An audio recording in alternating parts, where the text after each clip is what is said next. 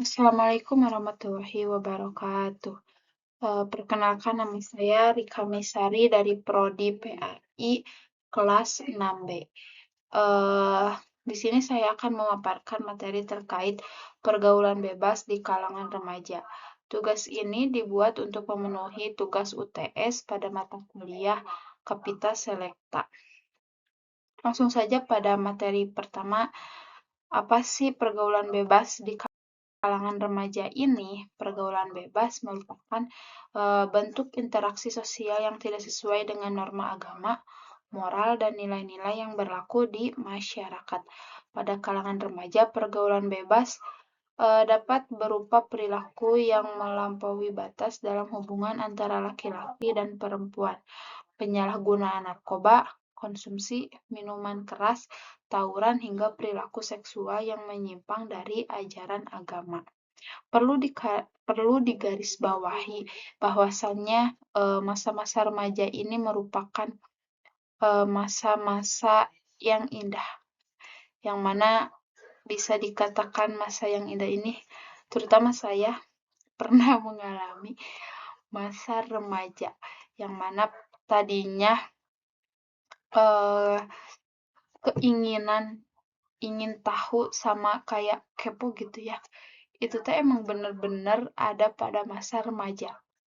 Pada masa remaja ini eh, banyak perubahan yang terjadi pada diri kita, terutama pada masa pubertas.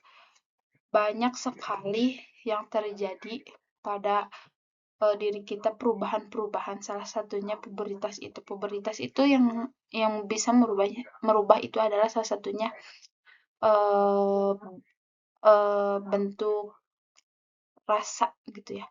Bentuk rasa kayak eh, memandang lawan jenis teh kayak ada rasa suka. Nah, itu terjadi pada masa-masa remaja.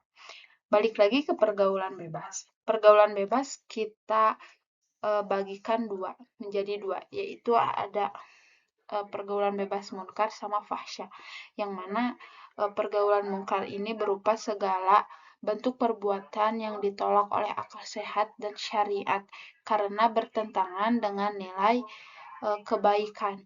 Contohnya apa pergaulan bebas dari munkar ini? Salah satunya yaitu berbohong, mencuri, terus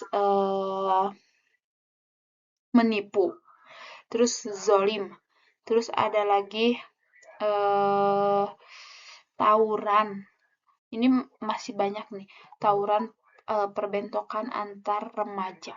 Nah, ini merupakan salah satu pergaulan bebas dari munkar. Di sini saya akan mencontohkan kasus yang terjadi pada diri saya sendiri, yaitu terkait pergaulan bebas munkar. Mungkin di sini saya bukan sebagai pelaku, tapi di sini saya sebagai bisa dikatakan korban gitu ya. Yang mana saya pernah mengikuti apa namanya tuh kayak arisan target. Arisan target itu kan kayak misalkan kita ingin mendapatkan 5 juta. 5 juta dalam setoran 10 kali. Jadi 5 juta ini teh si anggotanya teh ada 10. Kita cukup membayarkan 500.000 per bulan. Yang mana saya tuh mendapatkan antrian teh ketiga. Ketiga nggak tahu keempat gitu ya. Pokoknya nggak awal nggak akhir. Tengah-tengah. Terus gitu teh kayak ke satu kedua berjalan. Nah, terus pas waktu bagian saya ternyata eh apa namanya tuh si dana yang tadinya harus ke saya ternyata tidak cair ke saya. Plot twistnya apa coba? Semua anggota yang ada di grup itu ternyata satu orang. Jadi sebenarnya di dalam grup itu 2 orang antara saya sama si pelaku ini yang zalim. Terus ketika saya tagih, dia bilangnya intinya mah nggak bayar gitu. Nah, ini merupakan salah satu dari perbuatan munkar, yaitu menipu orang dan zalim kepada orang. Terus yang kedua ada fahsya. Perbuatan fahsya ini merupakan perbuatan keji yang melampaui batas, terutama berkaitan dengan pelanggaran moral dan seksual. Contohnya seperti zina, terus pornografi, homo, suka sesama jenis, terus perilaku yang merugikan kehormatan diri. Nah, itu untuk perbuatan fahsya. Jadi dapat dibedakan kalau perbuatan munkar itu perbuatan yang ditolak oleh akal sehat dan syariat. Sedangkan fahsya ini perbuatan keji yang melampaui batas. Nah, itu untuk pergaulan bebas. Yang selanjutnya, ada faktor-faktor yang mempengaruhi terjadinya pergaulan bebas ini. Yang pertama ada kurangnya pengawasan dan perhatian dari keluarga. Biasanya ini yang broken home. Nah, ini merupakan faktor utama, yaitu kurang perhatian dari keluarga, kurang kasih sayang biasanya. Yang broken home. Terus yang kedua ada lemahnya pemahaman dan penghayatan terhadap nilai-nilai agama. Terus yang ketiga ada pengaruh teman sebaya dan lingkungan pergaulan. Nah, ini menjadi salah satu faktor utama. Meskipun mohon maaf banyak contohnya ya saya gitu kan. Saya tinggal pas waktu SMP saya pesantren selama 3 tahun. Tapi kebiasaan-kebiasaan yang ada di pesantren itu ternyata ketika saya sudah di rumah ternyata bukan bertolak belakang, kayak sulit untuk diterapkan karena antara lingkungan saya sama teman saya itu emang benar-benar kayak pengaruh gitu. Terus yang selanjutnya ada penggunaan media sosial dan internet yang tidak bijaksana. Tadi kan sudah disebutkan ya, salah satu pergaulan pergaulan bebas dari dari fahsya itu menonton pornografi. Nah, salah satu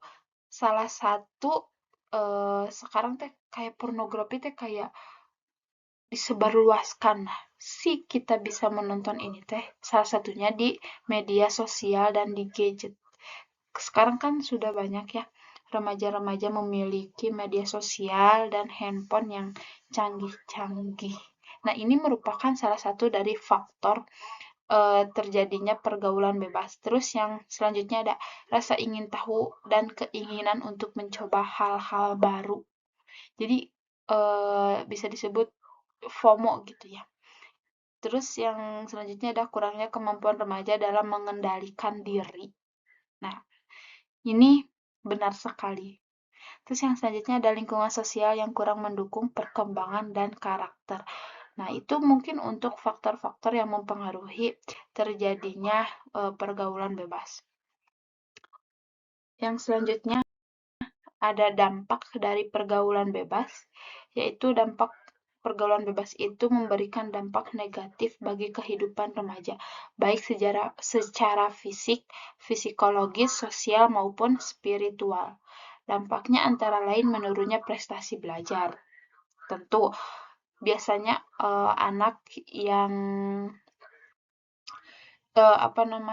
terbawa arus pada pergaulan bebas seperti kayak ikutan geng-geng gitu ya, kayak circle-circlean, pasti prestasi belajar nanti menurun atau monoton.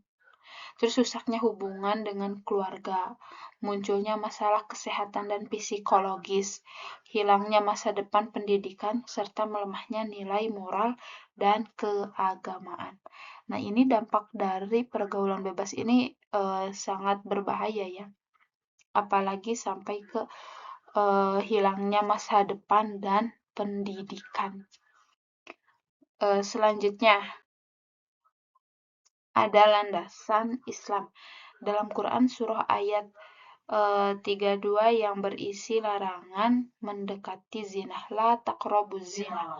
Ayat ini menunjukkan bahwa Islam tidak hanya melarang perbuatan zina saja, tetapi juga melarang berbagai jalan atau perilaku yang dapat mengarah kepadanya, baik itu zina mata, zina tangan, zina telinga, dan hal yang berupa zina itu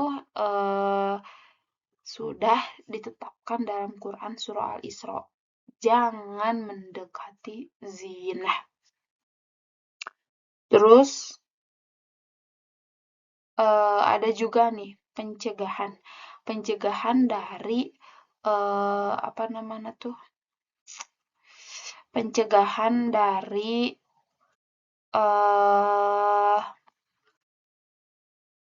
pergaulan bebas di kalangan remaja. Yang pertama ada penguatan iman dan ketakwaan.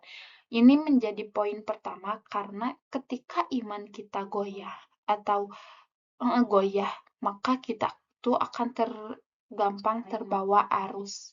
Karena pada masa-masa remaja ini, masa-masa kita mencari jati diri kita sendiri. Jadi kita teh kayak masih bingung kita teh mau jadi apa gitu. Jadi pada pencegahan yang pertama ini penguatan iman. Jadi kita sebisa mungkin jangan sampai terbawa arus ke jalan yang tidak benar. Terus yang kedua ada penanaman akhlak mulia. Terus yang selanjutnya ada pendidikan tentang batasan pergaulan. Jika kita bisa menanamkan akhlak mulia, terus pendidikan tentang batasan pergaulan sejak dini, maka kita bisa meminimalisir atau mencegah keterjadian hal tersebut di masa yang akan datang atau pada masa remaja. Terus yang selanjutnya ada penguatan kontrol diri, terus pembiasaan ibadah dan pengawasan dan pendampingan. Nah, pencegahan ini juga ada dalam Quran Surah Al-Ankabut ayat 45, yaitu menegaskan bahwa sholat dapat mencegah dari perbuatan munkar dan fahsya. Dalam artian, ibadah yang benar akan menjadi benteng moral bagi seorang muslim. Terus yang selanjutnya, udah. Mungkin dicukupkan sekian untuk pemaparan materi dari saya terkait pergaulan bebas. Mudah-mudahan ada manfaatnya untuk kita semua. Mohon maaf apabila ada tutur kata yang tidak berkenan. Dicukupkan sekian. Wabillahi taufiq wal hidayah. Wassalamualaikum warahmatullahi wabarakatuh.